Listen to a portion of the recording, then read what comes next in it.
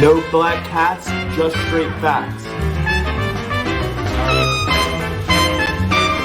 Triple P certified. Listen, we can talk about odds all day. It doesn't matter what the odds are. It matters what's gonna happen.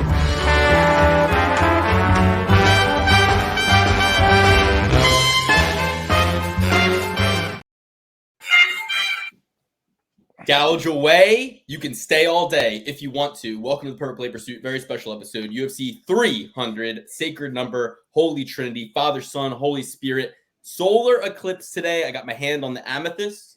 It was charged in the eclipse. The amethyst is charged.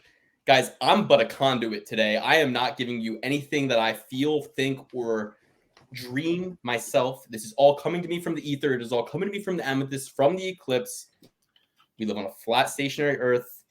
That is just what I'm being told. That's just what I'm being told from the amethyst, guys. We're 1 minute into the show. Welcome. It's the Perfect Play Pursuit. We're pursuing yet another perfect parlay, coming off a wild, wet, and chaotic card. Finally, we're done with March Madness. Finally, we're done with WrestleMania. Finally, we can get back to the UFC doing what they do best, which is putting on stacked cards, something they used to do up against every single major event in your life. If it was your mother's birthday, if it was the 4th of July, the UFC was putting on a card. Now they're like, Luke, when's your mom's birthday? All right, we'll let Jessica Andrade fight. I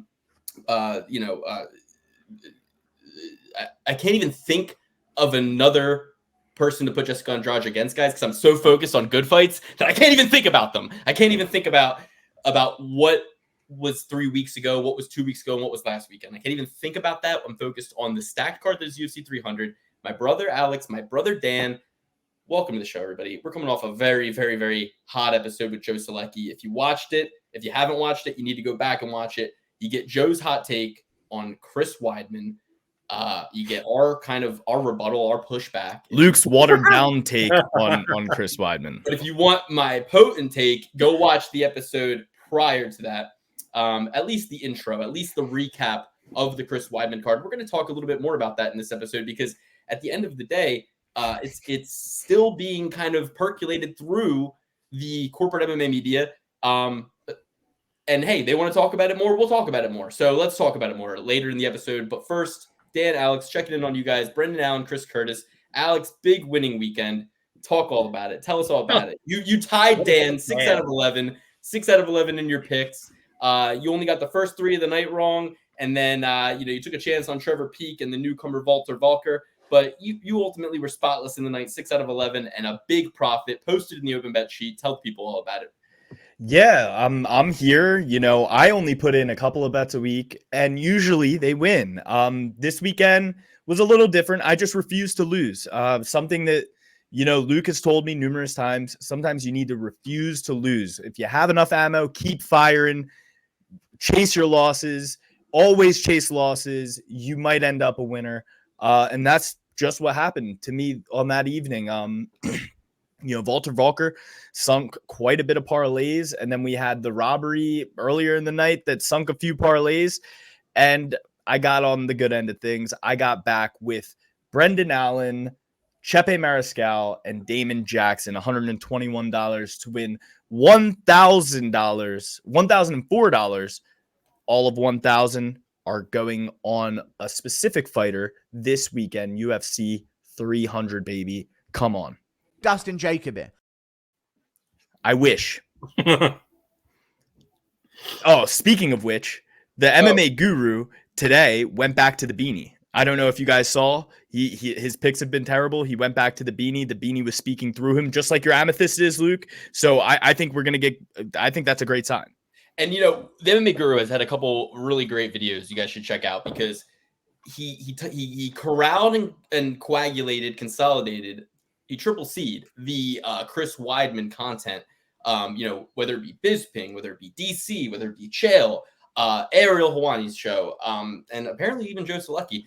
You hear this corporate outcry of defense for Chris Weidman, and even Sugar Sean O'Malley, right, in his little fringe sphere, kind of throws a couple defenses out. And this is all what's the common theme here, guys? What's the common theme here, guys? Just look into it, do the math, do the research on your own. And when you look into it. And when you look into it, you'll find that there's this deep ground laying for Chris Weidman. Why does Chris Weidman need any more ground laying? Has he not had a good enough career? Can his career not stand on its own? Can Chris Weidman not take a little bit of controversy? I mean, I don't understand why all of this leg break. He can't stand on his own. Fair enough. Well, listen, we'll talk about Chris Weidman later, but check out MMA Guru, friend of the show, sister show, cousin show. We'll get into it a little bit later in the show, but Brendan Allen did defeat Chris Christie. Guys, I watched no fight, not a single fight.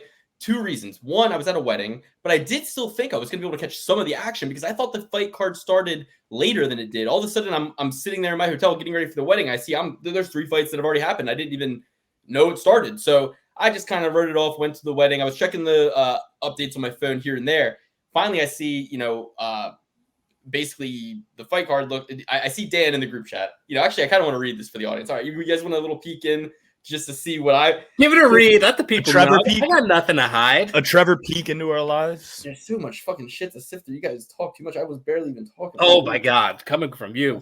I know. Don't say that because that was one of the first times in weeks Dan's been interactive with anybody. First time he sent a message in the Discord since I don't even know when. So Hey, I'm trying to stay locked in. Right, so this is the one that really did it for me. Alex and Dan, I'm leaving the ceremony and I check my phone. I see this. They're all already here, so I get to read what has already happened. Dan says, "Man, you guys struggled with your picks tonight. Probably would have been wise to tell me a little more. You're king." The next message, all caps. What the fuck? No. And then that brings us up to one of the most rigged fights I've ever seen in my life. From a gambling perspective, from a judge's scoring perspective, we've had some doozies, but this one really takes the cake. Hold on one sec. I'm in the ring of totality. Oh my gosh, you thought I was wearing these sunglasses just for looks. Oh, you thought wrong. This is amazing. All right, it went past. All right, that was kind of cool for a sec. Let's talk about the fights, shall we?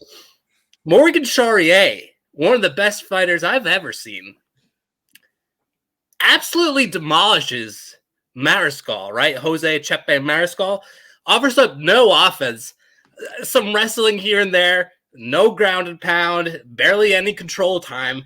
Mariscal, I lost a lot of respect. He threw like a lunging leg kick that connected at one point. Big deal, big whoop. Charrier was whooping that ass, pillar to post for 15 minutes. At least one judge was in his or her right mind, 30-27, which is exact. Couldn't have scored it better myself.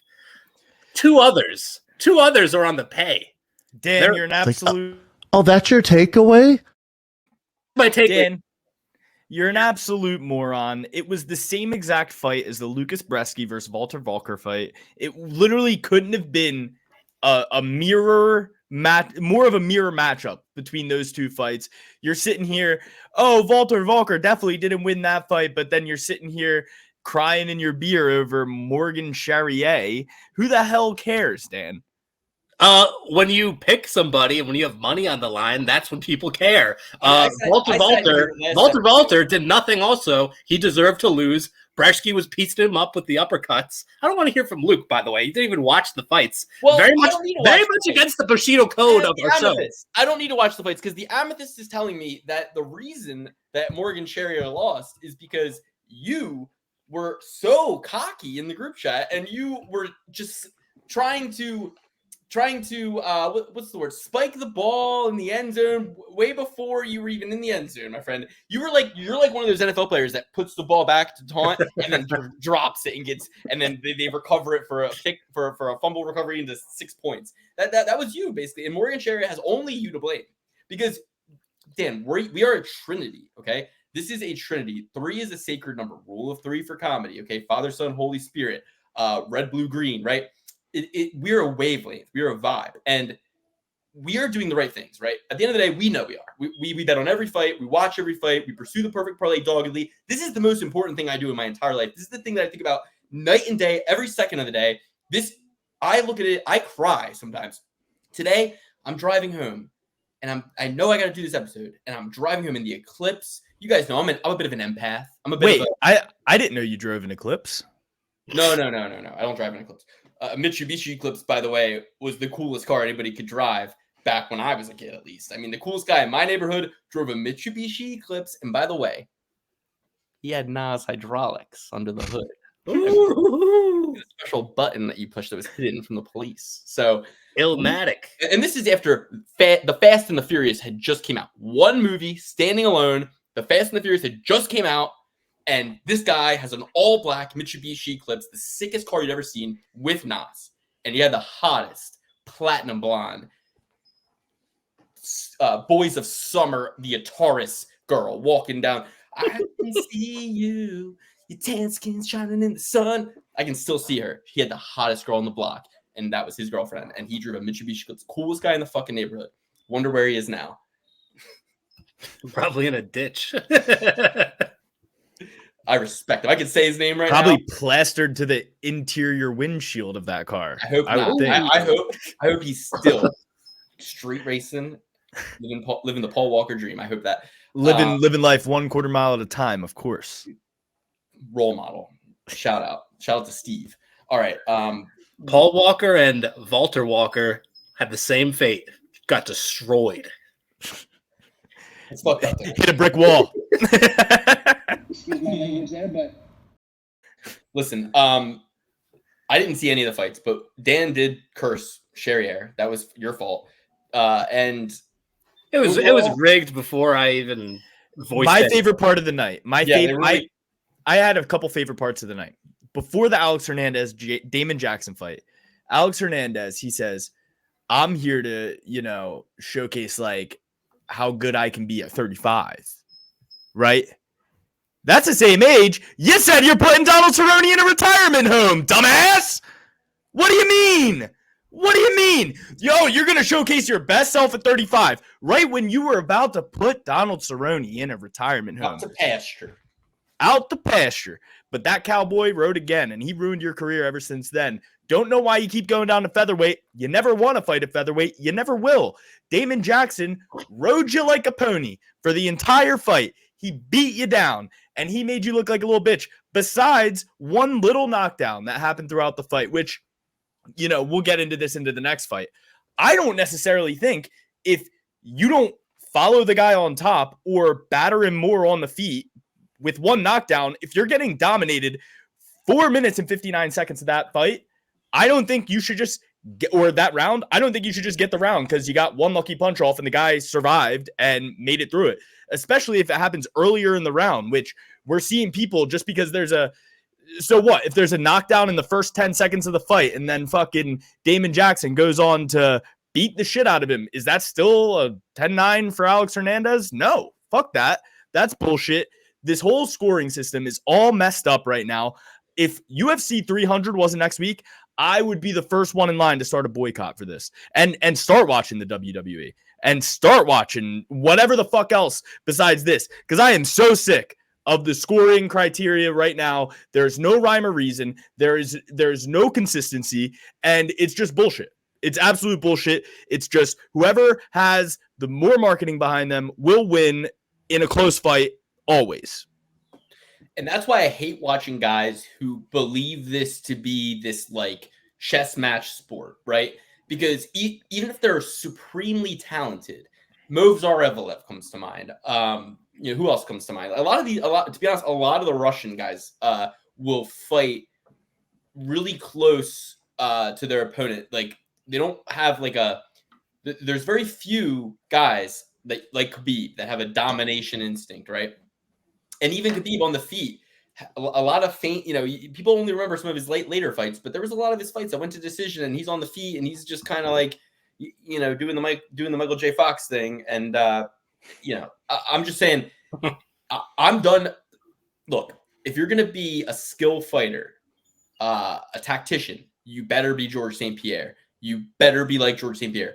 If you're going to be a skill fighter who is looking up at the clock, has his back to the cage, and is not willing to pivot and turn and put his opponents back to the cage, if you're looking up at the clock, taking breaths, taking percentages of rounds off in less dominating positions, I can't fuck with you. You know what I mean? You either need to be a do or die, blood and guts fucking warrior who's like Nate Landwehr, or you need to be a George St. Pierre type. But this in-betweener stuff of guys who don't have the cardio to be a Nate Landwehr, don't have the wherewithal or the courage to be a Nate Landwehr, but also don't have the skills to be a GSP. And they have some of the skills, but they don't have the cardio, and they don't have the mind for it, right? They don't have the, like, to them it's like they've talked themselves. All right, this is actually what it really is, guys.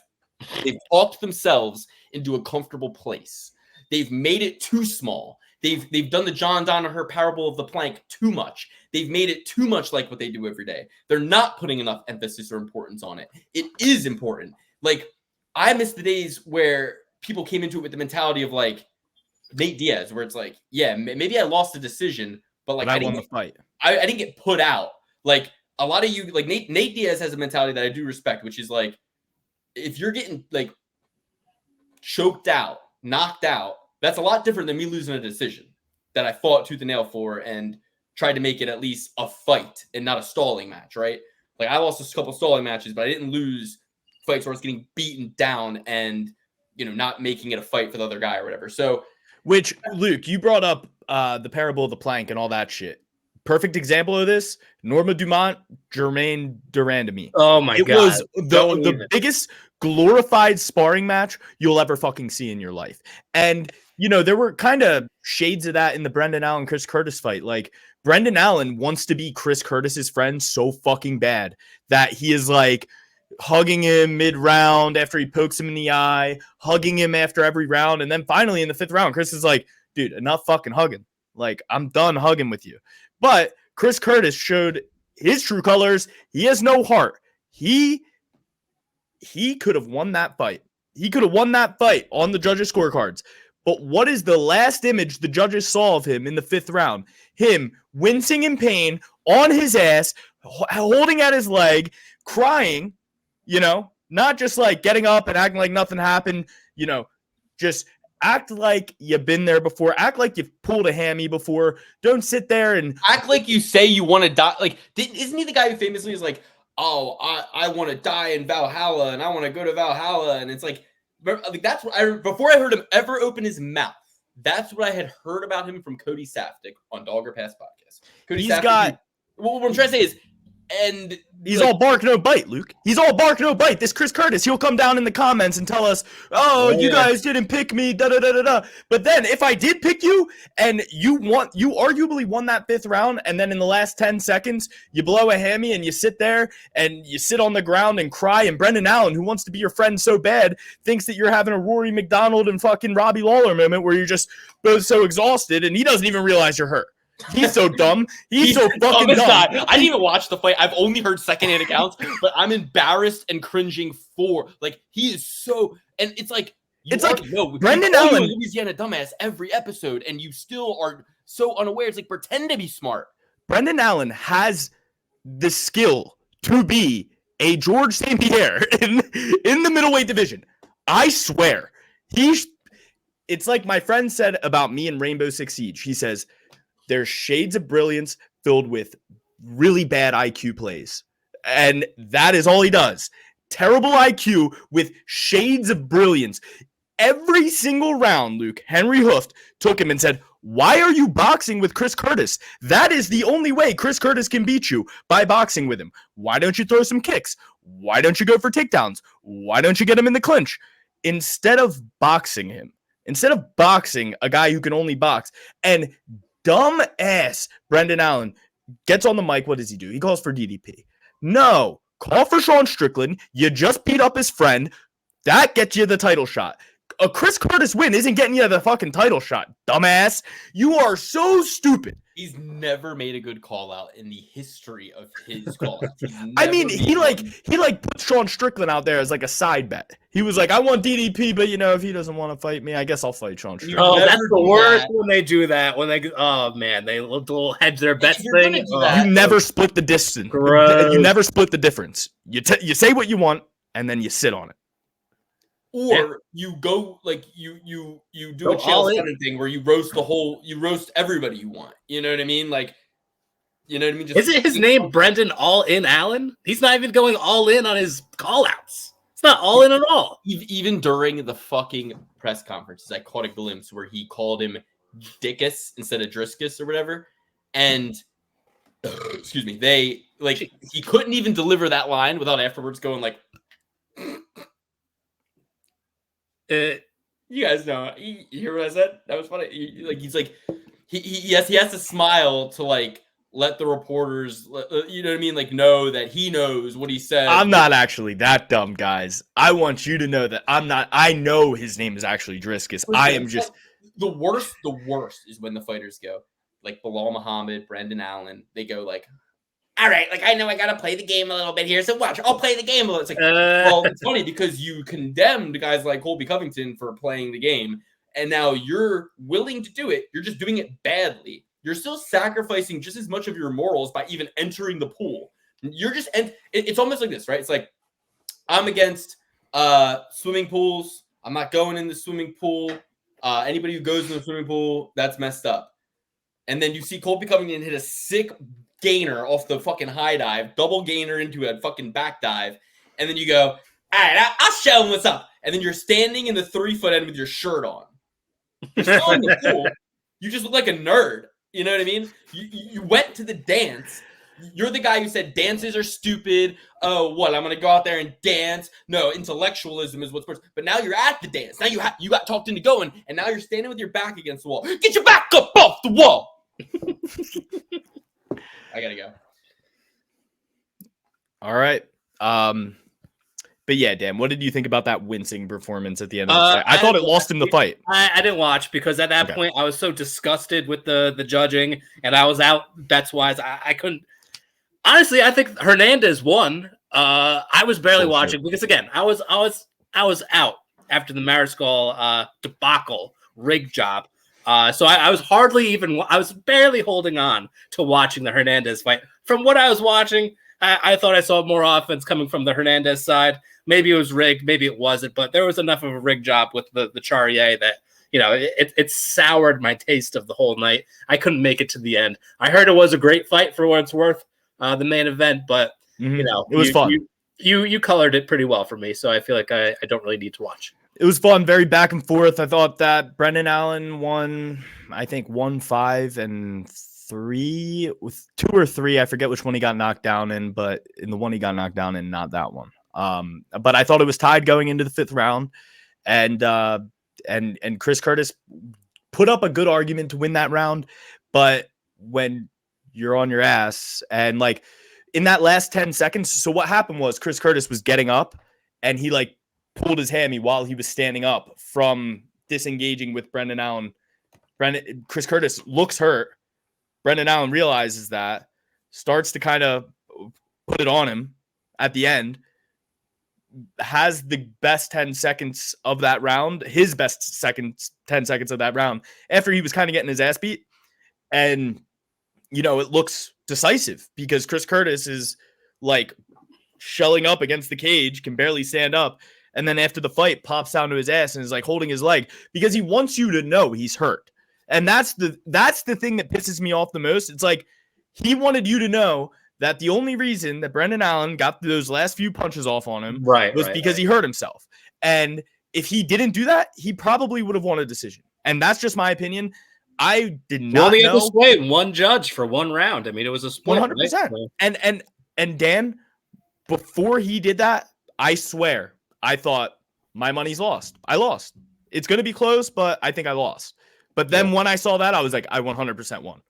Because now this questionable round that could be scored for Brendan Allen or Chris Curtis, the judges are going to lean Brendan Allen because he's not crying on the ground. Yeah. So my big play, I did $100 this past weekend. All right. Do $100, no more, no less. 25 of it, I put all on one parlay for 38,000, cash out win. 4 I got wrong.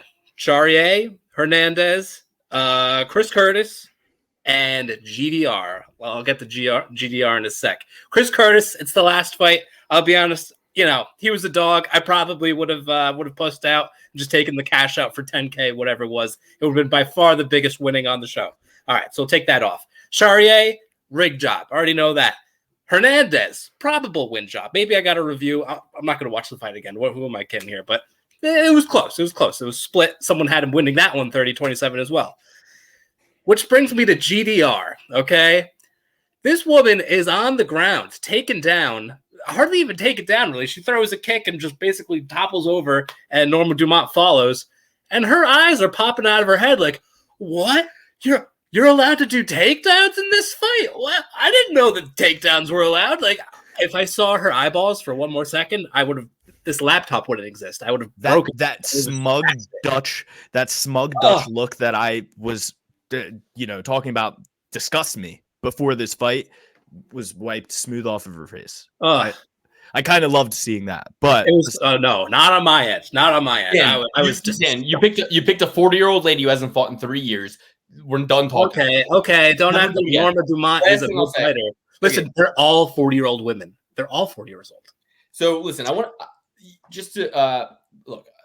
You need to understand this, Dan. More than if I die tomorrow, let this be my last message to you. Okay. You were talking all that shit with Morgan Charriere, and then you didn't win $38,000. Congratulations. You need to get right with the Lord. You need to find God. You need to repent. You need to do an act of penance, preferably a fast of 3 or more days, followed by 5 Our Fathers, 3 Hail Marys, and at least 10 Glory Bees. They're quick. And you need to do a little bit of penance. You need to fast, purify yourself, go for a long run before UFC 303, sacred number, Father, Son, Holy Spirit, Trinity. You need to just do an ultimate cleanse. You need to say, you need to feel like a fighter going into Saturday. You need to say, I've done all I can fucking do. And the rest, and then you place your bets before your cleanse, and then the day of the fight, then you do new bets with new eyes. Now you have 2. Now you have the devil and God raging inside you. And you can't lose with a yin and a yang. So anyway, I want to show everybody this video we talk about this ref all the time, Chris Toglioni. We call him Shrek. We say he's an octogenarian. He wears Velcro shoes. He should be driving a bus. He shouldn't be reffing. He should be fired. For his ability, right?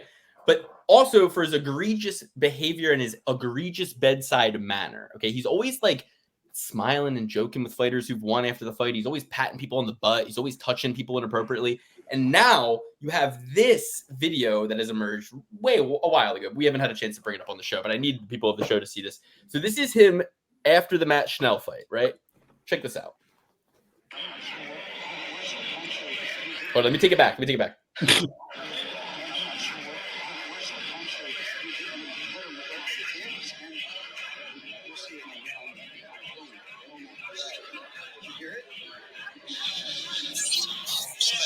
In the pocket. That's where he's going to have this. And I want to show it one more time. Hold on.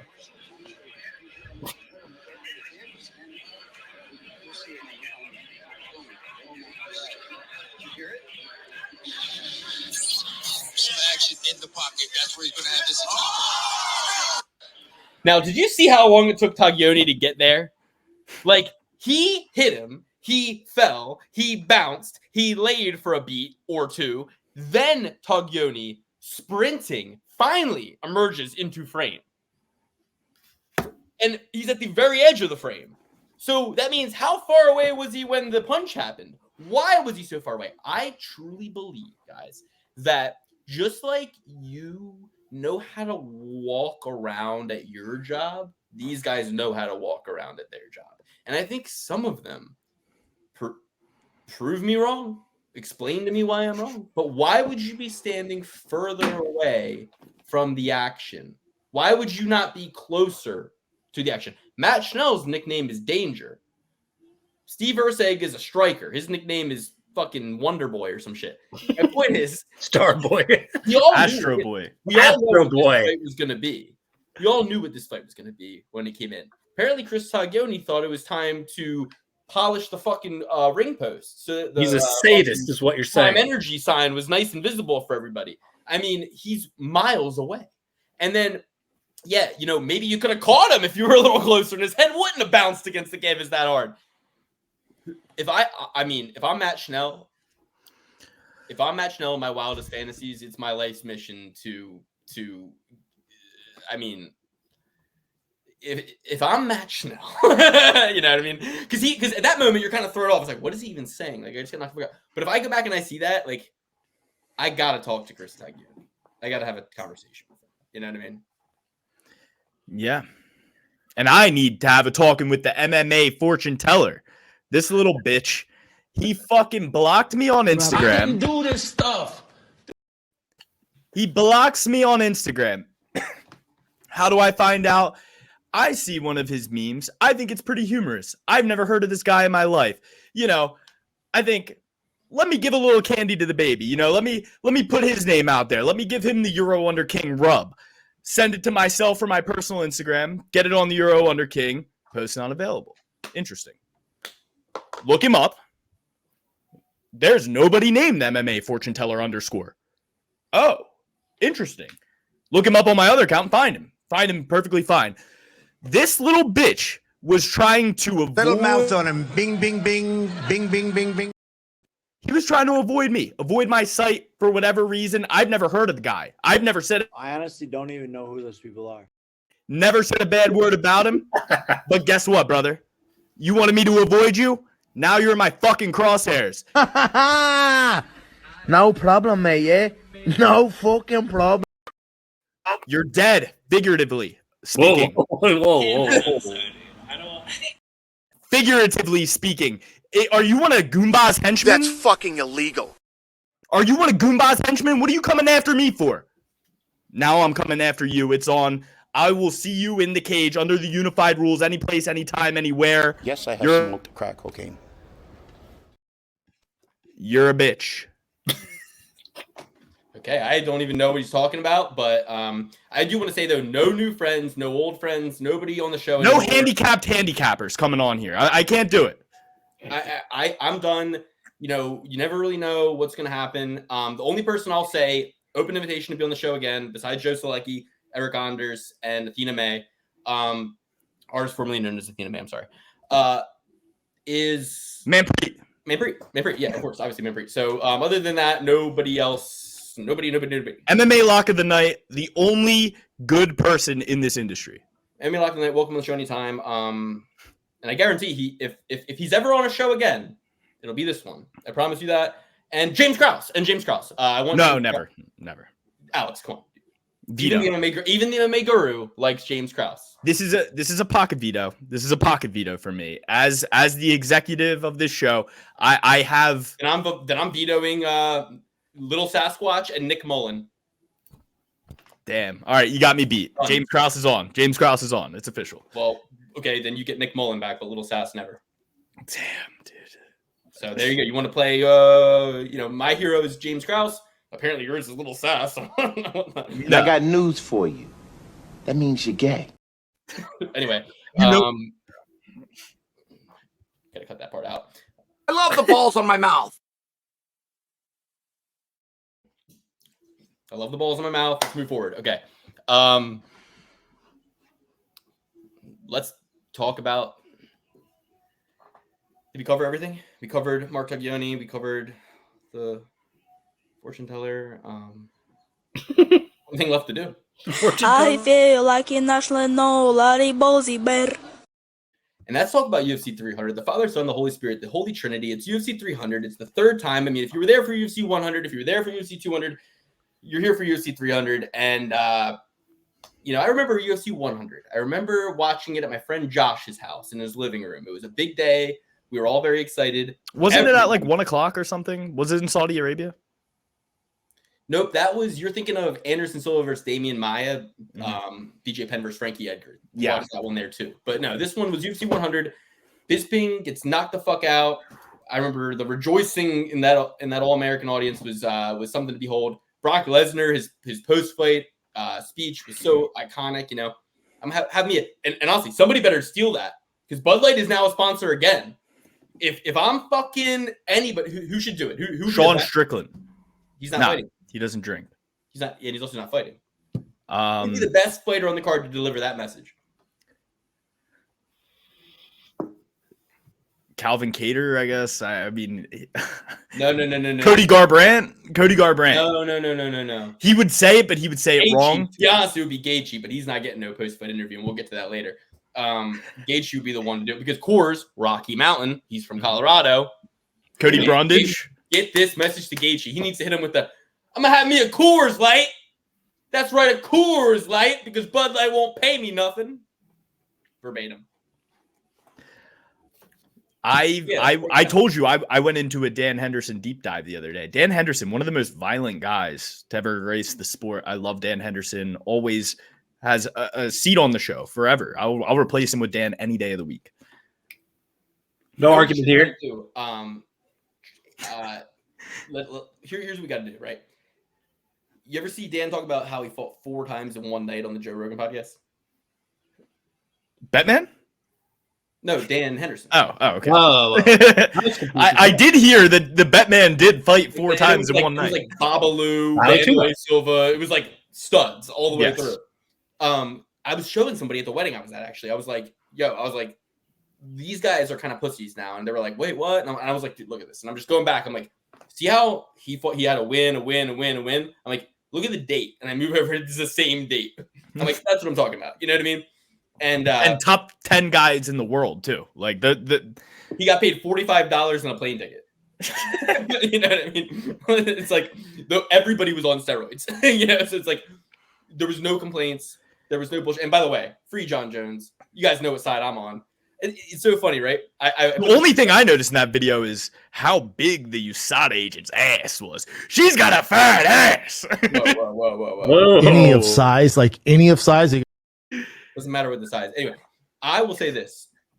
MMA Guru, yet again, knocked it out of the park. Go watch his video on this. But everybody jumping, he was basically talking about everybody jumping to, look, John, vindicated because he's walking them out and patting them on the back. He's like, as if they were supposed to stand on business with John Jones in his front yard. Like, what the fuck? Like, yeah, they're like, I met John Jones. Do we have the picture? It's where I got this autograph. I met John Jones, and I didn't stand on business, but when I was with him, I was like, be nice. You should have did the John Jones to Daniel Cormier thing. You should have been like, you used to wrestle. I think I could take it down. I was overly aggressive with John Jones, like I am with every UFC fighter I meet. I was like asking him way too many questions. I like came up, I dapped him up, I got in way too close. I wouldn't let go of his hand. It was a whole thing. But yeah, he was so nice. He was so cool. And it felt like he was pumped to see me. Like he felt like he was like, finally, someone's bringing that energy. Like, you know, I don't know. I loved how John Jones' biggest gripe was like people were so big, dude. He was so fucking big. Let me just say that. He was like, when you meet him, I was like, and this was the GAT era. You know what I'm saying? Like he was fucking big. Sorry. Gator get his gat. I loved that John Jones's biggest defense was, yeah, I was drunk at 4:00 because I was celebrating a party with my friends. Don't ask me any other questions. I was drunk at 4. Fine. Like that was his biggest gripe. I'm drunk now. Denzel on flight. I was drunk when I flew the plane. Hell, I'm drunk right now. I was drunk when I fought Alexander Gustafsson. No, to me, the reaction, and nobody loves John Jones more than me. I'm wearing a John Jones shirt, and John Jones is my favorite fighter. To me, his reaction is the reaction of somebody who did it. I put myself in John Jones' shoes. I'm like, the only reason I would react that way is if I was like, oh, I definitely just did a bunch of drugs. Fuck. Like at that point, you have to flip the whole game board on top. It's kind of like you're in high school. Your parents are like, I'm going to drug test you. You go, oh, you don't trust me. Wow, what a bigger issue we have here. Lack of trust in the household. This is crazy. I'm moving out. You know what? I'm moving out. You don't trust me? What? You don't trust me? All right, then I'm moving. You have to get exponentially crazier. You know what I mean? Now I want to do drugs. You know what? I'm going to go do drugs. I'm moving out and I'm going to go do all these drugs. You're making it sound pretty good. Making it sound like I'm missing out on something. You know, it's like you have to double down. Yeah, for sure. No, I definitely agree. And when I heard Antigua, I'll do the time when they catch me. OG Mike, shout out to OG Mike. All right. Crossed up Allen Iverson, legend. In more, yeah. I mean, Dan, say something. What do you mean? Say something, dude. Dan I'm doesn't know. hanging out. What What would do you you do if want? you were Diddy? What would you do if you were John Jones? What would you do? What would I do? I would be polite to the drug testers. They're not the ones who make the policy. They're just following orders from top down. By the way, who hired them? Dana White. Wait. You got a gripe with someone? Go to Dana White. Don't be picking the little guy. The man comes onto your property, bangs on your door, says, "Give me your blood, give me your piss." Luke, that girl. Hey, look at me with a good time. Luke, that girl knocks on your door. She's getting more than blood or piss. Okay. No. My favorite guru takeaway was you don't trust women with the name of a stone. Crystal, amethyst, ruby. You don't trust a woman who's named after a stone. I'm just glad he said it because that should be taken into consideration. Once I heard that, I was like, her name is Crystal. She is probably throwing a bit of a fit. Every woman I know, Crystal, I would not want throwing a fit around me. How about this? Let's ask Crystal how she feels about some other issues in her life, right? Well, now that the spotlight's on Crystal, let's say, "Hey, Crystal, how do you feel about your boss?" I'll bet she has something to say.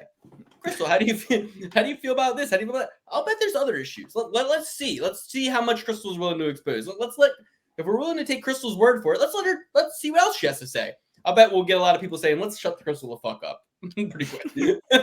So I bet the more attention she gets, the more issues are gonna listen. I have no problem with Crystal. I do if she's doing HIPAA violations allegedly. I don't have any problem with anybody. I don't give a fuck.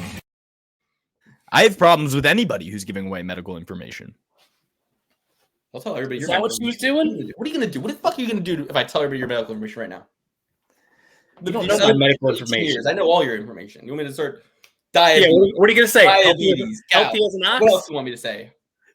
Diabetes. I ain't got the diabetes. No, I was predicting his future. Diabetes, gout.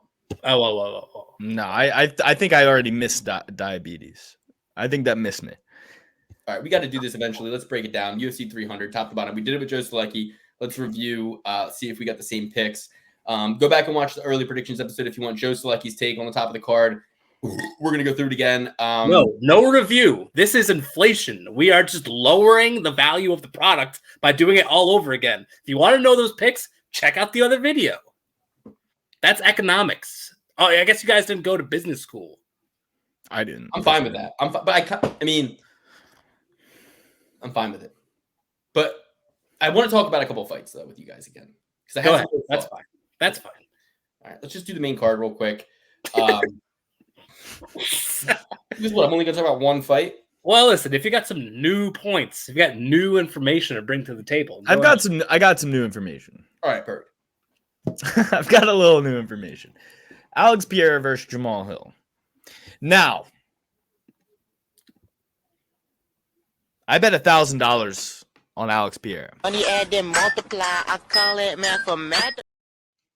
To win a whopping $675. Not too much, honestly. I was a little disappointed that he's getting chalk on this fight. Jamal Hill coming back off of that injury way too soon. I feel like he's going to have a lot of issues with Alex Pereira just based on some of the things he's done in prior fights. He's never really fought anybody that good except for Glover Teixeira, but a very old Glover Teixeira. This is the Alex Pereira revenge tour. He's going after everybody who knocked Glover Teixeira off when Glover was too old to, show the true Glover Teixeira. The Glover Teixeira that couldn't even get citizenship. The Glover Teixeira that couldn't even get a visa to come over here to fight. That Glover Teixeira. Alex Pereira is going to come out here and knock Jamal Hill out. Cold. Probably should have bet on it by knockout.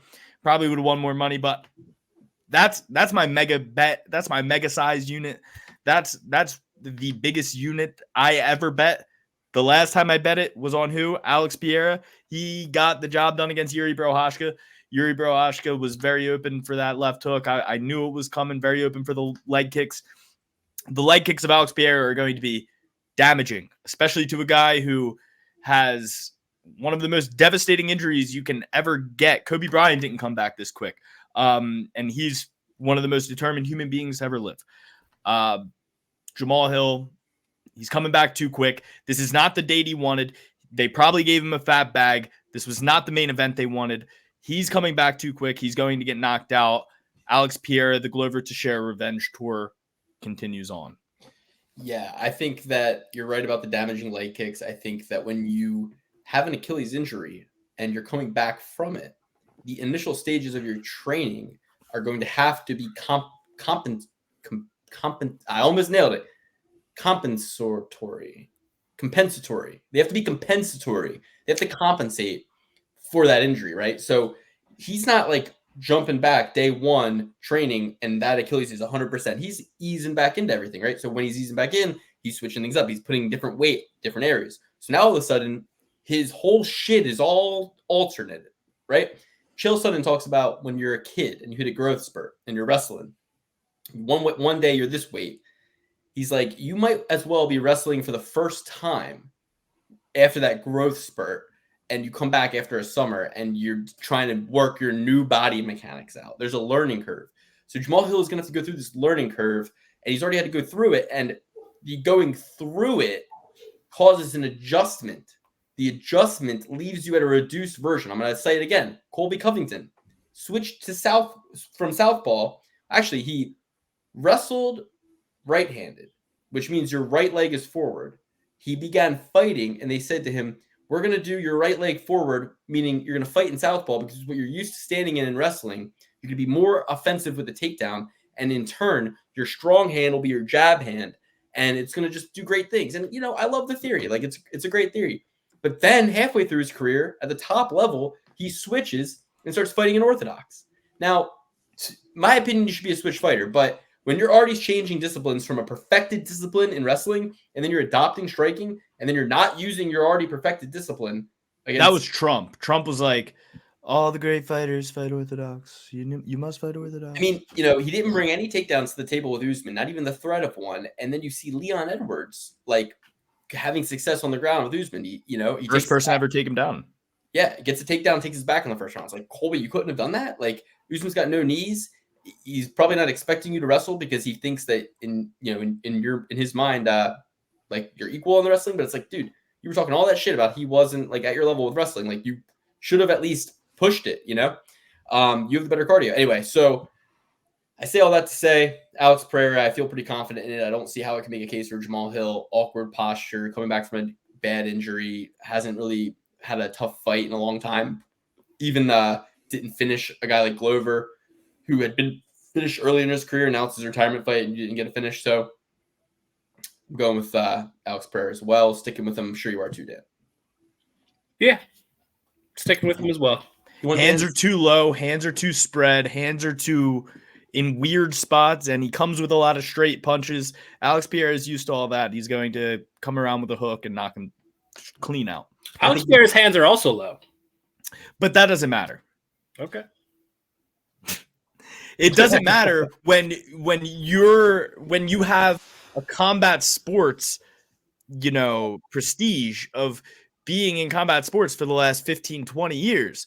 Jamal Hill has 13 fights. He probably started fighting, 2015, 2012? He's young as all hell. He probably wanted to play football, basketball, baseball like any other kid. And he got a basketball scholarship, turned it down. His first amateur fight was in 2016. He didn't make his pro debut until late 2017. That's exactly what I'm saying. So a guy who has those bad habits early in his career where he doesn't have the experience to, I guess he has the speed, but Alex Pereira has been fighting like Alex Pereira for the last 20 years and he makes it work. So it's tried and true on multiple stages, multiple levels, multiple different organizations where Jamal Hill, he's kind of unproven goods. I mean, you have Paul Craig break your arm in the first round. Whatever. And Glover Teixeira was beating his ass in that fight. If Glover Teixeira, was that a decision or was that a finish in the fifth round?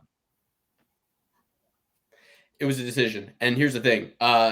It probably should have been the towel thrown in, but it was a decision. Yeah, you smoked. So here's the thing. I might be thinking of the Yuri fight. And that was a fight you were pretty heavy on Glover. Mm-hmm.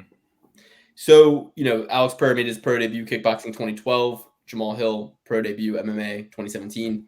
And it's not like Jamal Hill is a grappling threat whatsoever, right? Yeah.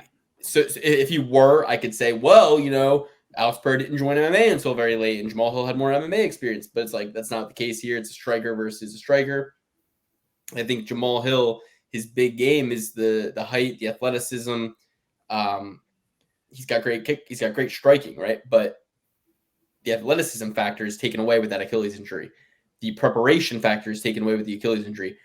The intel factor is also taken away because his coach fought him. So we don't need to beat this dead horse. It's Alex Pereira all the way. Weili Zhang versus Zhao Nan.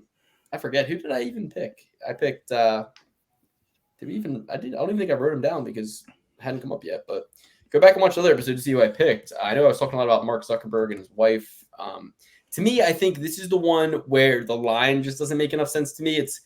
Weili Zhang minus 420 at this point. It's minus 500 now. Yeah, I got to look at the underdog here. I mean, I think that Weili Zhang has lost to Rose twice. Did Rose look great in her last fight? I mean, did Rose look great? Counter striker. Both did she look great against Carla Esparza? No. Granted, Carla Esparza knocked this Jan chick out 3 years ago, but I don't know. I'm gonna go. At this line, I gotta just go with the underdog. I respect Weili Zhang. I do think she will win in terms of like skill for skill, but have I really given Jan enough of a look to say that? Like, I just think Zhang's gonna win because I've seen her more, right? But like the fights I've seen her in, like the Joanna fight, I thought she lost that fight. Joanna beat the shit out of her. Joanna's retired now, right? So I think at 34 and 34, Zhang has hit that peak already. Jan has not. More to fight for, all things equal. Give me the 3-1 versus the fucking 5-1. So yeah, I'm taking Jan officially on the show. Big underdog. I'm excited for it. Dan, did you take Pierre or did you take Jamal Hill? No, I'm taking Pereira. Although I think it's interesting, the line is so close with the Achilles injury. Yeah. It almost makes you think, like, where would the line be if he was fully healthy? But yeah, with the reality as it is, going with Pereira. Got to make that pick. As for this fight, it's completely dog or pass. As Luke said, I'm in complete alignment. As I said last week, I like the counter striking of Jan. I think she's going to play the Matador a lot in this fight. I think it's going to be very successful for her. Would it surprise me if Weili pulled it out with like wrestling, a lot of control time? No, probably not. I think she's more physically imposing. She's probably the most physically imposing besides Tatiana Suarez in the entire division. But I don't know. I just think this is where you got to look at the value. I mean, straight up, definitely not. And even with parlays, minus 500, it's really not sweetening the deal for me here. So it's a value play, but also like, yeah, it could definitely happen. Stylistically, Jan's got goods, and I like what Luke added in with, who's going to be fighting for more. This is Jan's big chance, and I think it's a very high percentage chance that she cashes in. Certainly a higher percentage chance than plus 340. So if you want to sprinkle that in on a couple of your more, confident parlays and then add in a little bit of spice, I wouldn't blame you. You're both incredibly wrong. And for me, this is just going to be one notch above Danny that we go head to head in that I will take all day. Weili Zhang, I think it could be even more of a favorite. I think the people are sleeping on the wrestling in this fight. That's going to be the path of least resistance for Weili Zhang. I think she scoops Yao Jianan up and picks her up, twirls her around, throws her down, probably gets a finish in this fight on the ground. I would think that, Zhao Henan Yan has some pretty good wrestling defense, training at Alpha Male. They've got a bunch of good wrestlers in there. But Weili Zhang, her wrestling has evolved so much since she first came into the UFC, and her striking has always been there. I think that she's the better striker and the better grappler, and I would take her at minus 1,000. So you could double this line, and I would easily take this. Now, would I put the $1,000 I put on Alex Pereira on this? No, because it doesn't have as good of a reward. But am I just as confident? Yes, I think Weili Zhang runs away with this one, either a finish in the second or third round or just a 50-43 decision for Weili Zhang.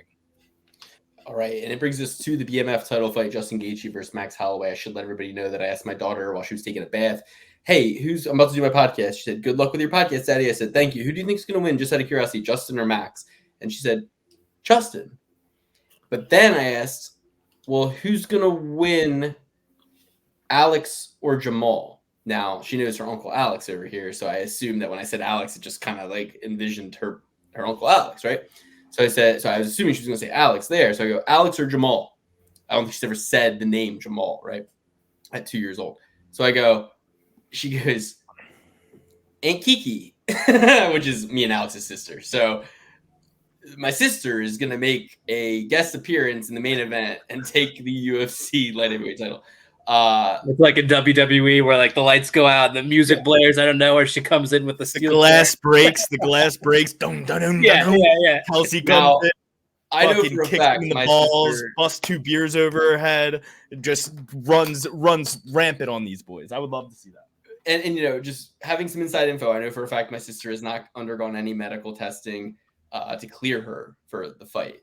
Which is why I've been putting HGH in her water for the last 6 months. She's also going to need it because you got to be at least 186 to fight at 205. And I think she's floating somewhere between 90 and 100 pounds. So we're going to need to weigh her Luke, down. did you not hear that? This is an I quit match. Covington, this is an I quit match, and you have to say I quit, or it's not even a match. Oh, no. I love you, Ian Gary. That was so cool, actually. That was actually one of the coolest things you ever said, dog. Not as cool as your wife getting on the thing and sticking up for you. I really love that. I love when a husband and wife are like unified like that and like one solid front. It's like Kanye said. You know what I mean? Like, I really do see a future where Layla is like punching my arm, like we're at some big event, and it's like an after, and we run, and she's like, and I'm like, Layla, and we're like, okay, let's get a picture, and we be, and you know, like me and her. If like, we go to court together, Layla. Like she, you know, I was thinking of Famous. Ooh, you think you and I'm not gonna say the lyrics. You know the lyrics yourself. You know, she's my Taylor Swift, right? She's my, you know, yeah, I punked her a little bit, but you know, at the end of the day, we're not so different, you and I. We're not so different, you and I. You can't write the future of MMA. The future without the name Ian Gary. You can't write the history books of MMA without Layla, Annalie Machado, and Ian Machado Gary. Lukey CJ. Lukey CJ. Every time sometimes it accidentally autocorrects to Lukey CJ, and I'm like, Lukey CJ. That's even better. I'm like, CJ, San Andreas. I like that better. So we're about to switch it up a little bit. Maybe SJ is San SA is San Andreas. Oh, CJ from San Andreas. So Max Holloway versus Justin Gaethje. Like I said, my daughter doesn't know shit about MMA really at this point. She knows more than me. You know what she does know is that Aaron Blanchfield is a hero, which he's no longer. And she was asleep for that fight. Thank God. Thank God she was asleep for that fight. She didn't have to see her hero go down like that. But no, you know, she's only 2. She knows more than a lot of you out there, but she thought my sister was going to come in and take the light heavyweight title. So I can't take her opinion on the BMF fight seriously. Guys, I was at a wedding, right? And I met a guy who could not have been more of a casual UFC fan, okay? And you find them a lot at weddings. Picture a casual UFC fan. Are they wearing a bow tie? This man was wearing a bow tie, okay? Like, to me, a casual either has a bow tie on or they have a spinner, a pinwheel hat with a spinner on it, right? So he had a bow tie. So casual as casual can be. But this casual made a bet on not only Dustin Poirier to knock out Benoit Saint-Denis at deep underdog odds, but Chris Weidman to knock out. Well, then he got that wrong. No, he told me they paid him. What? They paid him. So it wasn't too long afterwards. Everybody was saying, "Oh, I really feel bad for the people who bet Weidman by knockout." No, apparently, whatever sports book he bet with, they paid it clean and neat for him. So very interesting. Because I actually looked into this recently because I was like, if something gets overturned to a no contest, because they announced it. They like when he raised his hand, it was like they did say TKO, right? Yes, the first time, but then they brought him back, just like the Tyrone Woodley, Stephen Wonderboy Thompson situation, where they're like, never mind. Yeah, but you know what? Those kind of sports books, they're not in the sports betting business. They are in the data collection and marketing and customer service business. That is what they're in. They're in the user experience business. This is a game to see who is going to be the last man standing. Well, no, that's not true, because if they take a fight to the commission and it gets overturned a month later, these places aren't giving you your money back for those. Sure. And they're also not doing it for steroids. They're not doing it for steroids. They're not doing it for weight misses. They're not doing it for any of the. Nor should they. Move the fuck on. I gotta spend this money. I gotta bet this. I gotta get this money back. I gotta get it back from them. When I see velocity of money. Okay. If I see Jamal Hill was on HGH and he knocks out Alex Pereira, I am writing a strongly worded letter. And you know what? If you write the strongly worded letter, you definitely deserve a credit. Or a credit. I'll take a credit. Or a profit, maybe a profit boost. How about a profit boost? 25% Not a profit boost. 25% profit boost on your next wager. That's beyond golf. I will take $1,000 casino credits one playthrough. I'll give you 18x playthrough. Tempting. It's like 100x play. I'm like, what the? I'm never gonna see this. Like, how long do I have to be here? Hold on. I know the baby's crying. It's 100x playthrough. So yeah, today I'm looking at the eclipse, and all of a sudden, like, you know, guys, I'm a bit of an empath. I'm connected deeply to the ethereal realm, and I got this amethyst. It's fully charged. I'm touching it right now, and like, guys, I'll tell you what. I'm looking at the fucking eclipse, and you know, I got Judeo-Christian pagan roots. You know, an eclipse doesn't do nothing to me. It does something, you know, and it's charging me, and it's filling me. And my ancestors, like, they're communicating with me, and I'm at work. I'm overwhelmed. I'm like, I gotta pause. I gotta press pause right now. Like, this is crazy. But all of a sudden, Kate Bush starts playing in my head. Sing it, Alex. If only I could make a deal with God, I'd make a deal with such sharp places. I've been running up that hill, running up that road. And it's playing, and I'm getting goosebumps, and tears are coming down my eyes involuntarily. And I'm thinking about Hawaii. I wish I had the access to the drops right there. Guess what? That means for you. But I am feeling it. I'm in South Point, Hawaii, and I'm looking at the waves, and I'm on the Big Island, and I'm at Mauna Kea, and I'm everything's coming back to me, and I'm seeing fish, and I'm seeing waves, and I'm feeling mana flow through me, and it's profound. And I am Max Holloway. I'm in the future. I'm walking, and Kate Bush is playing, and I thought about what I said to the man at the wedding. So back to the guy at the wedding, the casual fan, right? We're talking about this fight. And I tell him how I bet Gaethje to beat Dustin Poirier. And I knew he was going to knock him out. I had Gaethje by knockout at underdog odds. And when this fight was first announced, I was like, same thing. Gaethje's going to do the same thing.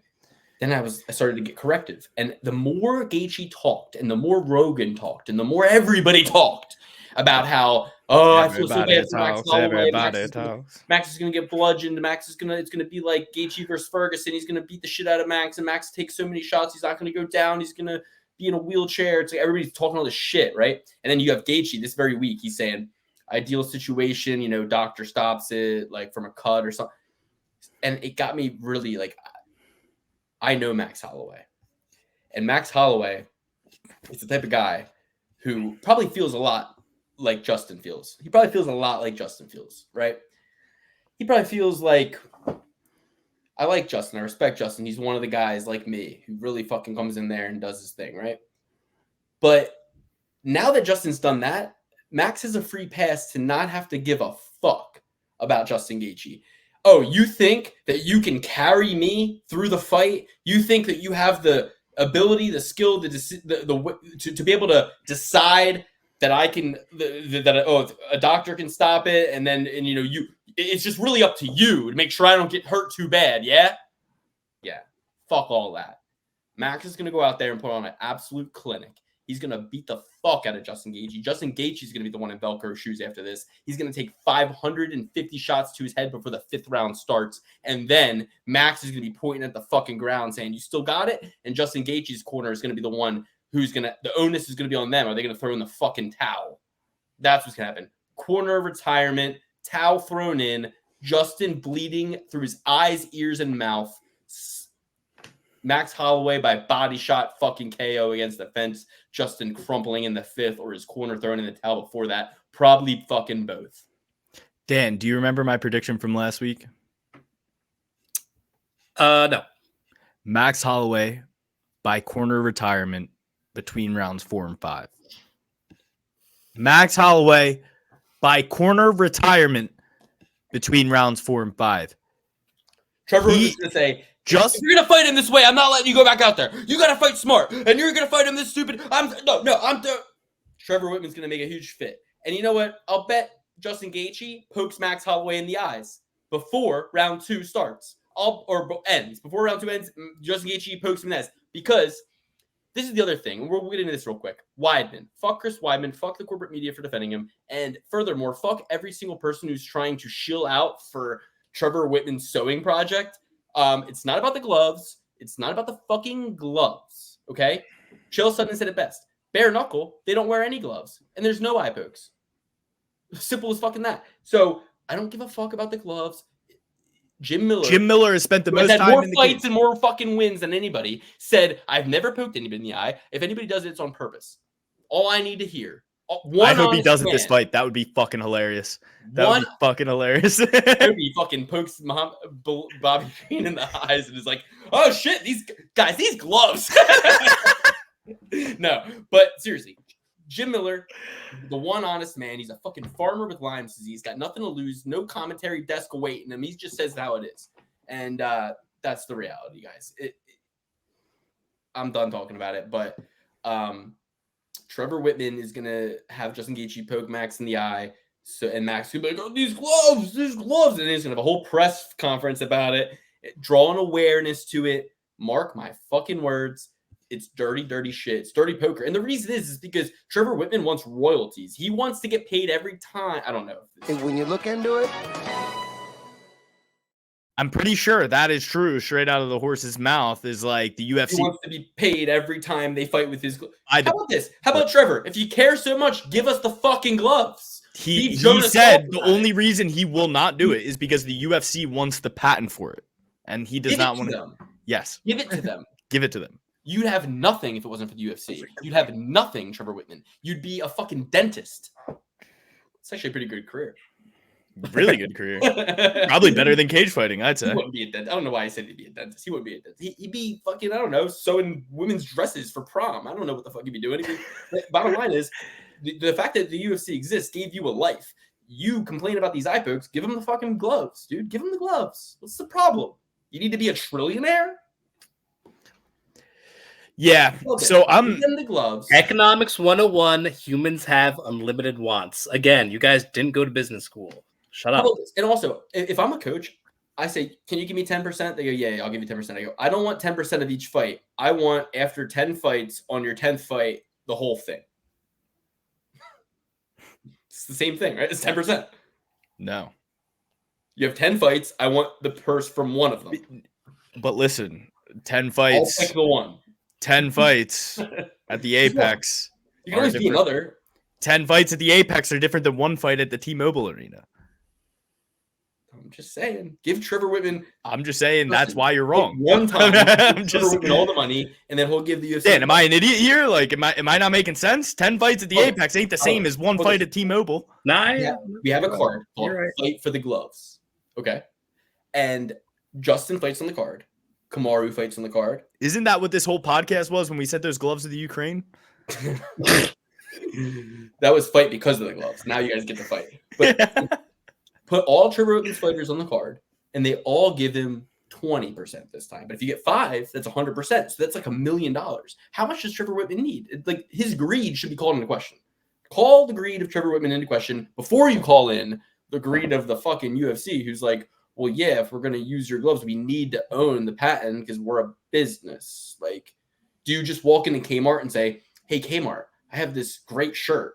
Do you want to put it on your store shelves? And they go, yeah, for sure. We'll buy it off you. Like, well, you want to own your patent? You're like, Luke, it sounds like you've tried this at establishments. Money. Kmart doesn't even exist anymore. Luke, it sounds like you tried this at establishments when you were running your t-shirt company. Well, what I would do is I just go into Kmart and I put my own stuff on the shelves, right? Put my own stuff on the shelves. No price tag. That's smart. Yeah. Because you got to get the word out about your brand first, right? And that's the thing. Trevor Whitman, he has nobody wearing his gloves. Nobody wears his gloves. So, like, maybe you should start with the PFL. If the gloves are so good, go to the PFL. They always want to be better than the UFC. But Luke, the gloves aren't smart. The PFL already has smart gloves and a smart cage.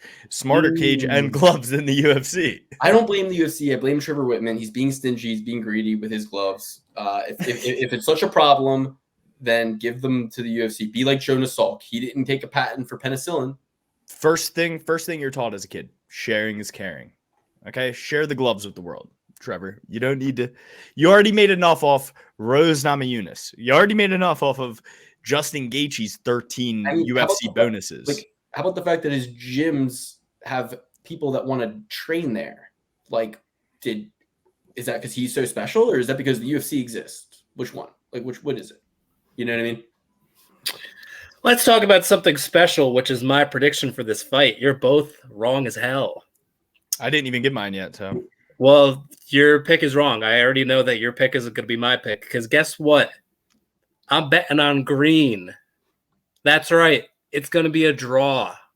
All right. The pick is draw at plus 5,000 odds. It's going to go the distance. Max is going to win. Max is going to win rounds 1. No, 2. You're already wrong. No, you're wrong. Max is going to win rounds 1, 2, and 5. Okay. Justin's going to win round 3. And he's going to 10-8 round 4 due to the leg kicks from round 3. But Max is going to survive, and he's going to thrive, and he's going to win round 5. And it's going to come out a draw. Nice and even. It's going to be controversial, but not to me, because I'm going to be laughing all the way to the bank with my plus 5,000 draw pick.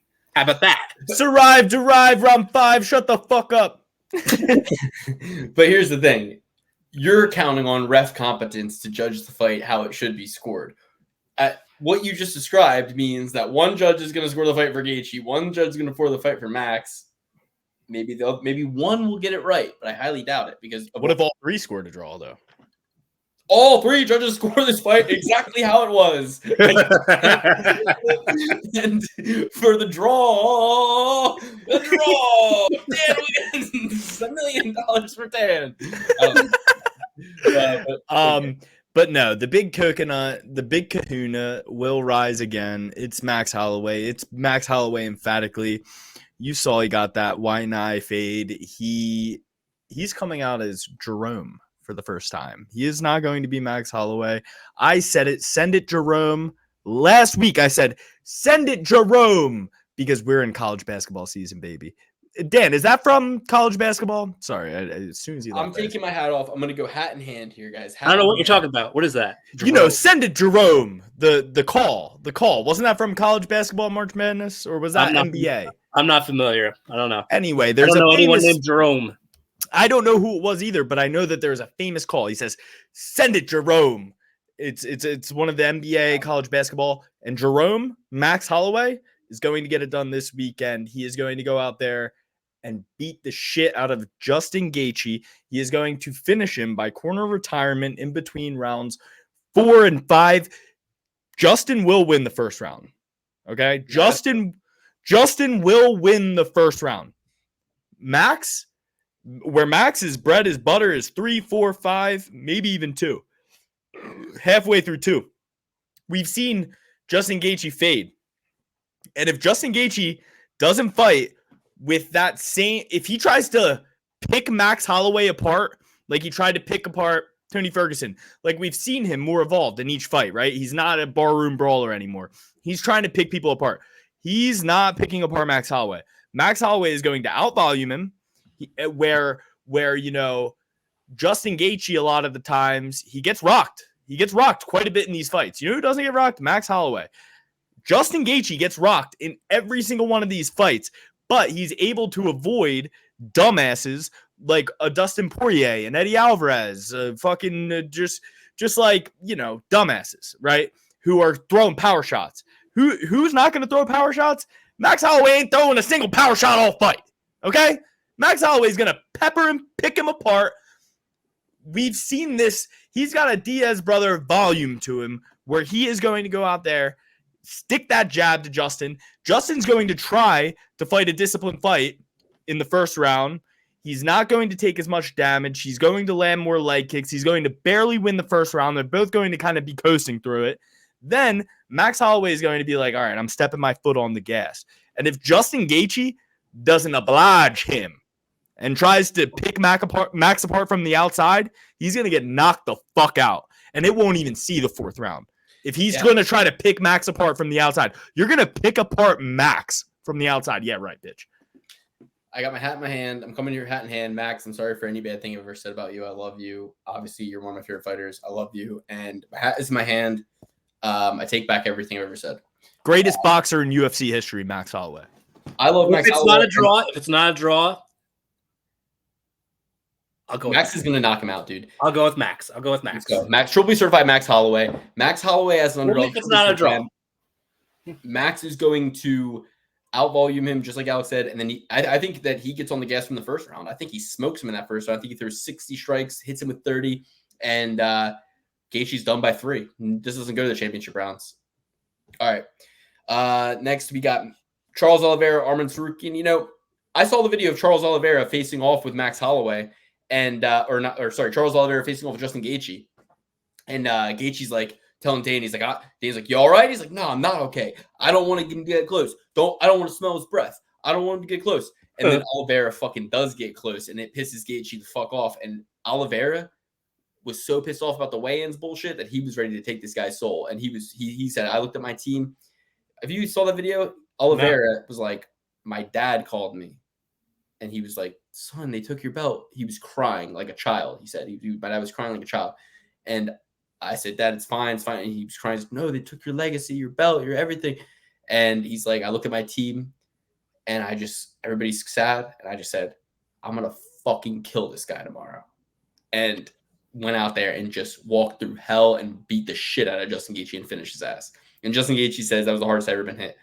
Guess what? You woke that same fucking dragon up in Max, and you didn't even mean to. You were trying to be Mr. Nice Guy. When it push comes to shove, and Gaethje's in there worried about, I hope I don't hurt Max. Max is going to be putting the fucking beating of a lifetime on Justin. Mark my words. All right. Charles Oliveira, Arman Tsarukyan. I'm taking Arman Tsarukyan. As much respect as I just said I had for Charles. Doesn't mean shit. 27 versus 34. I think I loved it when it was closer lined, but, you know, Arman Tsarukyan by knockout, quick, just like he did the last fight, just like he did Beneil. Maybe not as quick, but I think he gets done in 3. You know what I mean? I think Arman finishes him. Chance he doesn't, but you got to kind of play with the line a little bit. -225, too much to go against the fucking champ, Charles Oliveira. You won't be enjoying it. I suggest you hedge out. You never want to be sitting there watching a victorious guy that you like win against the guy in your parlays, right? So always figure out a way to break even on those fights so that you don't end up hating one of your favorite fighters. But I love Arman in this matchup. I think he's just too hardy. Oliveira gets rocked and hurt in every single one of his fights. Tsarukyan's not getting subbed after, you know, dropping Oliveira. He's going to finish him or at least win a decision. So Arman Tsarukyan, I think this fight's going to look a lot like Tony Ferguson versus Charles Oliveira, except Oliveira is going to be in the Tony Ferguson position and Arman's going to be, if he doesn't get a finish, dominating him in the grappling department, I think. Do you guys know Dotsuyu MMA? Got the picture of Dana White as his thing. Always posting great memes. Shouting him out if you are on Twitter or Instagram. Give him a follow. Always posting great memes. He posted a picture of Alex Pereira, stone-faced, and he was like, me when Charles Oliveira gets beat by decision, Max Holloway and Justin Gaethje goes to no contest, and Alex Pereira gets knocked out by Jamal Hill.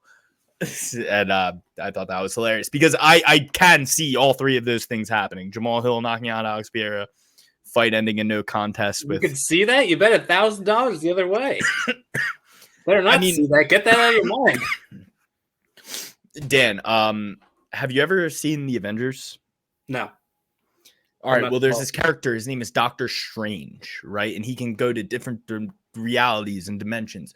And he says, I looked at 7 trillion outcomes of how this could happen, and we can only win in one. I looked at 7 trillion outcomes of how that can happen. Jamal Hill can only win in one. Okay? That's how that works. Granted, the Avengers did it. So Izzy knocked him out. I mean, I think Jamal Hill beats Izzy. You're crazy, dude. Jamal Hill is just bigger than Izzy, and yeah, he could impose his will on Izzy if he wanted to make it a grappling exchange. But if it's the same thing as the fight I just mentioned. If it's like Jamal Hill is trying to Sean Strickland, does Jamal Hill beat Sean Strickland? No.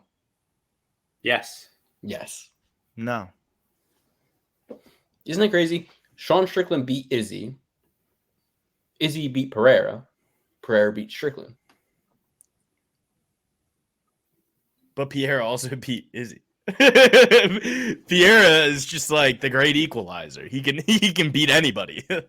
But anyway, we're on to Charles do Bronx versus Arman Tsarukyan. On the first take of this, I thought that Arman Tsarukyan was going to get an arm triangle in round 3. Luke sent me a thing on Instagram today, and it was that new Kendrick diss on Drake and J. Cole, where he says, there's no big 3, there's only big me. And then it was just Charles Oliveira beating the shit out of like Michael Chandler, Justin Gaethje. And, we see this a lot in MMA where think of BSD, Dustin Poirier, right? This is a guy in do Bronx who's taking a chance right now. He doesn't have to, put the ladder down to an Arman Tsarukyan. He could probably wait and get the winner of this Dustin Poirier Max Holloway fight, or Justin Gaethje, or you can fight Dustin Poirier again for the title. No, to get to the title. No one would complain about that, but he's putting the ladder down. And recently we've seen a lot of these older guys get the jump on the younger guy when he's coming into the top 10 for the first time, the top 5 for the first time, etc. Whether it be Fazeev, BSD, Jalen Turner, a few other guys, right? Come to memory, right, Dan? Where they're making the jump and they just get stopped by a worthy veteran. Happens all the time. Happens all the time. Not this time. Not this time. It's got to come up black one of these days. And the last few times, it's come up red. It's come up for the veteran. This time it's not. Arman Tsarukyan put that to bed when he put Beneil Dariush into a 3-week stay. I would like to see, a little bit more activity out of do Bronx. That might make me feel better about him, but you haven't fought in a year. Maybe he was waiting for that better opportunity. He did pull out against Islam, but yeah, man, I can't see Charles Oliveira doing the same thing that Dustin Poirier.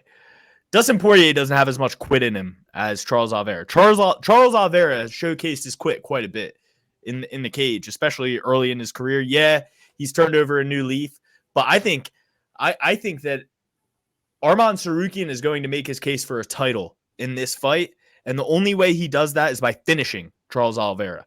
And he's going to finish him. He's going to finish him the same way Islam Makhachev did. He's going to try to do it quicker, do it a little later, and still get it done. Arm triangle, late second, third, or early third. Yeah, I think Arman Tsarukyan is, too established at this point to put him in the class of like the rising up and comer. I mean, he's been fighting for a good amount of time now. And Charles Oliveira, I'm not worried about the activity because he's one of the most. He has, as far as his resume, some of the most fights, except for like Jim Miller. So even though maybe as of late he hasn't, but he's earned his stripes. He's got the miles under his belt. Whatever. I like Arman Tsarukyan here. I don't know if I really want to predict the outcome as far as fight doesn't go and all that, but I like Arman for the win. I don't see him getting submitted, and I don't see him getting knocked out. I just don't see Arman Sarukian getting finished by practically anybody, even one of the highest rates of finishes in Charles Oliveira. So Oliveira being, I will have two separate plays: Arman Sarukian submission second, Arman Sarukian submission third round. I think that's a lock.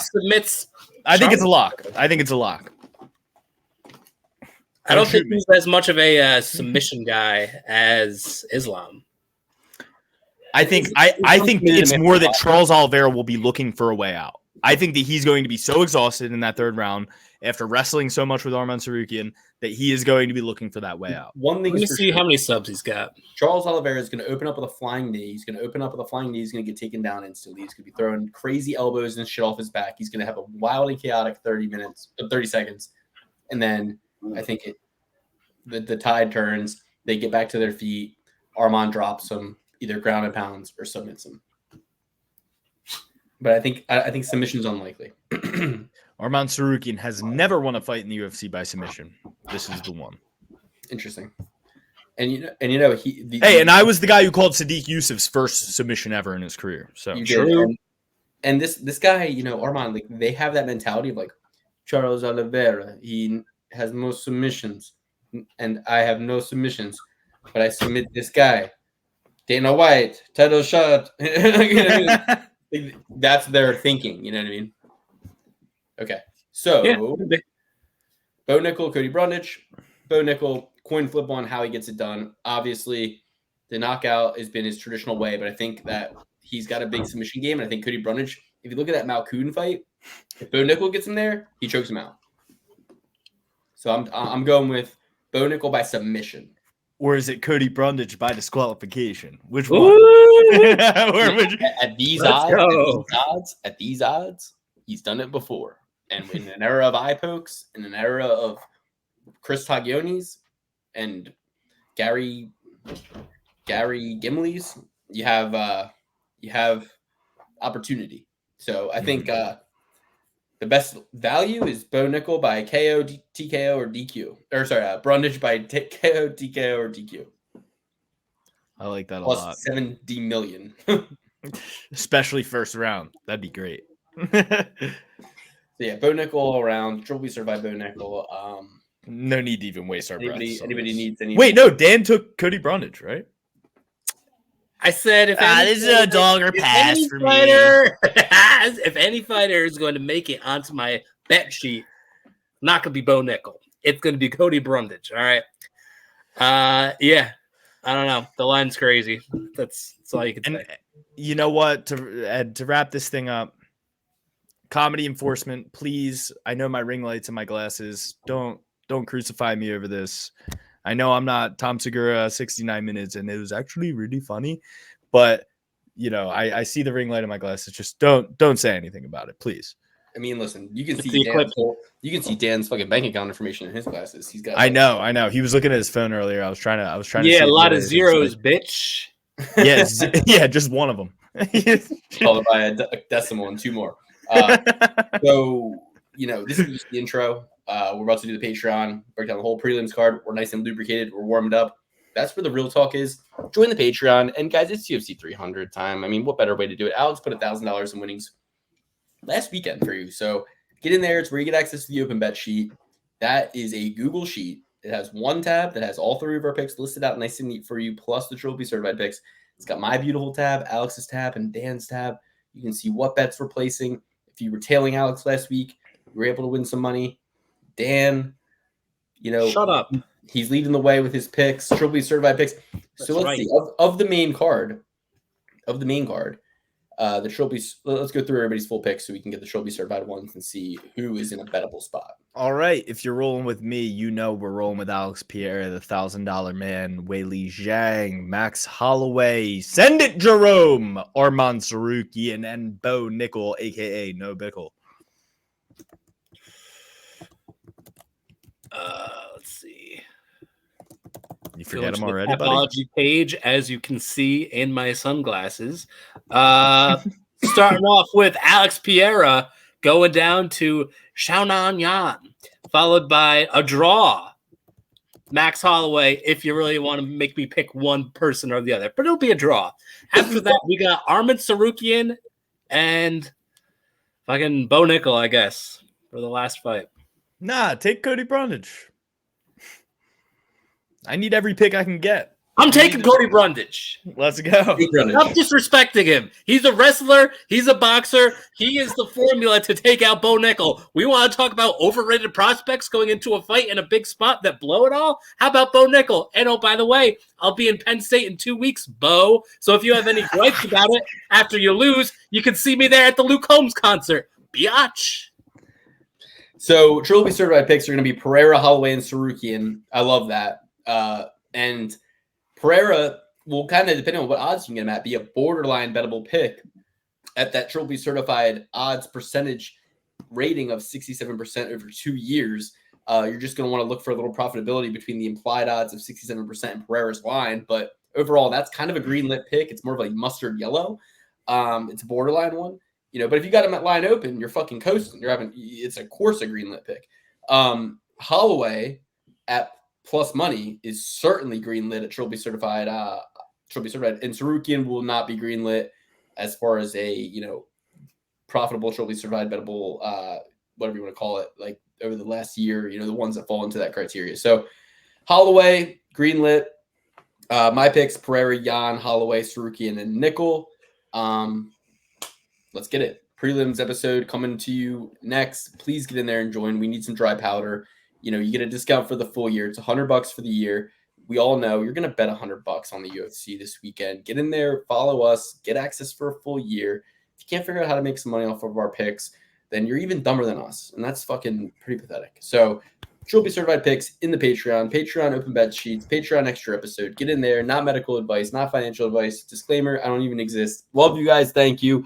And with that, we'll be out of here. Join Fuck you, MMA fortune teller. The teller.